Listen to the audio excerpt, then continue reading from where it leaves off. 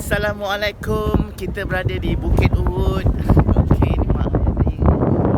Inilah Bukit Uhud yang dikatakan sewaktu dulu bagaimana kaum musyrikin membalas dendam akibat kekalahan di Perang Badar, dan 70 sahabat Nabi terkorban di sini. So kisah dia memang panjang. So kita dapat lihat di sana tu bukit cukup indah. Kata orang kalau ada juga orang cakap apa,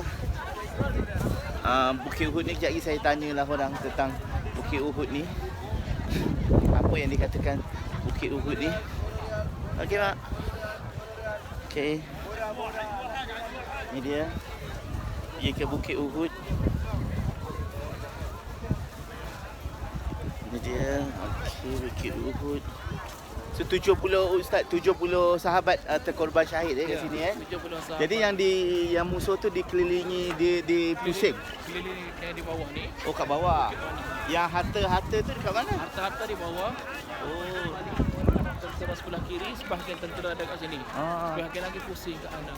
Oh, itulah dia punya taktik tu menjadilah membalas dendam tu.